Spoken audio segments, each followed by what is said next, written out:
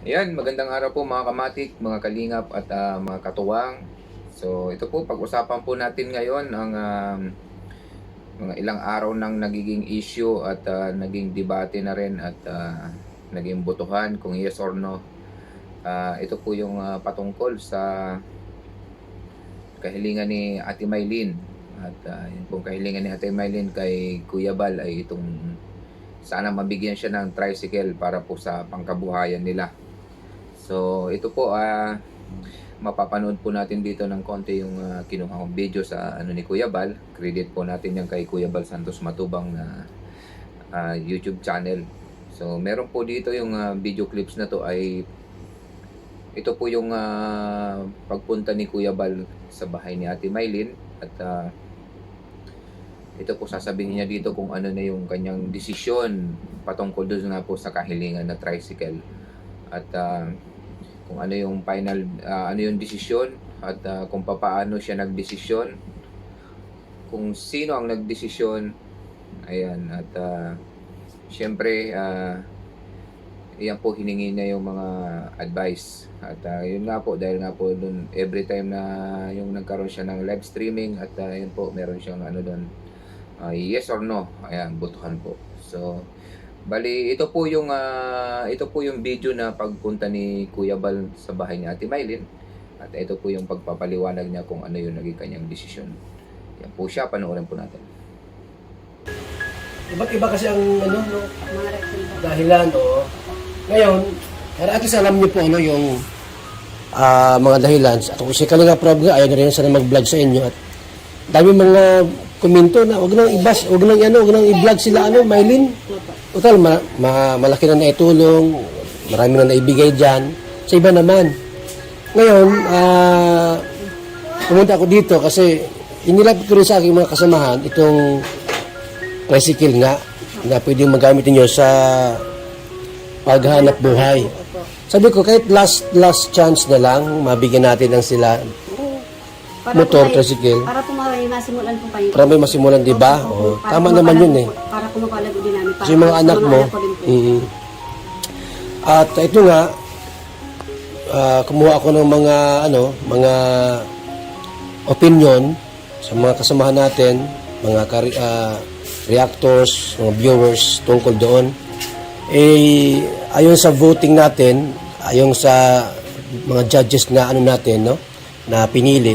Majority kasi na ayaw nila na bigyan ka ng motor. Ayaw nila na bigyan ka ng motor. Hindi ko alam kung ano pa yung mga kadahilanan. Basta, nagbigay sila ng mga kanya-kanyang dahilan. Una-una nga yun. No, baka kung hindi rin maasikaso ang motor, baka kung ma-aksidente, mapaano lang kayo. Tapos yun nga, marami na raw na naitulong sa inyo.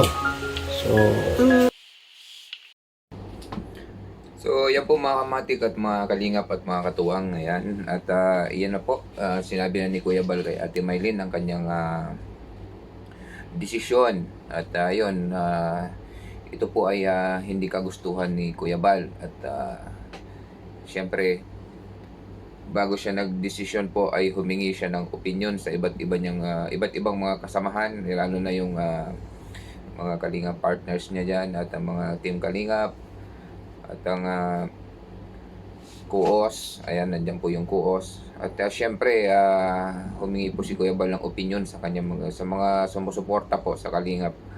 At majority po daw ay yun nga, sinasabi nila na wag nang bigyan. At yun nga po, unang kadahilanan nila ay yun nga po ay baka madisgrasya at mapabayaan. At syempre ang pinaka bottom line po dyan ay mas majority po yung nagsabi na marami na rin naman pong na ibigay na tulong ang kalingap kay Ate Maylin. So yun po yung naging desisyon. At kung si Kuya Bal po ay ang tatanungin, di ba? At sinabi niya dyan sa video na yan na ayan, gusto niya sana bigyan pa ng last chance kasi po yan para naman po yan sa mga anak ni Ate Maylin. At syempre pag meron silang tricycle ay meron silang panghanap buhay. So pero po ayan, nagdesisyon na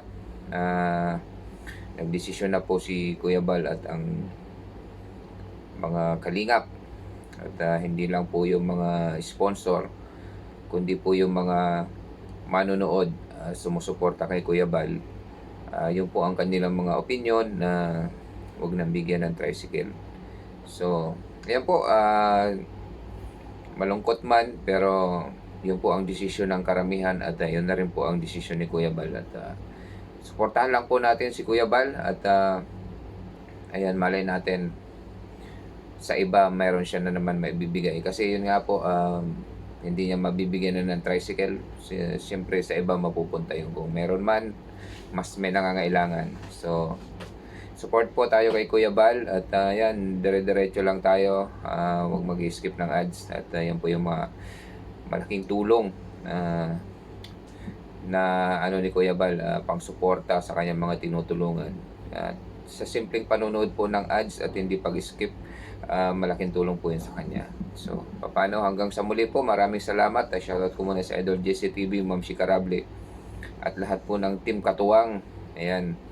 And yung mga hindi pa po nakakasupport sa akin, ayan, baka naman po libre-libre lang po yan. Teron Tamsakmatic po. Ayan, maraming salamat. At ito, abangan natin kung ano na naman at yung mga issue na naman dyan. Yun, may marami pa rin yung naninira kay Kuya Bal. So, hayaan na lang natin yan sila.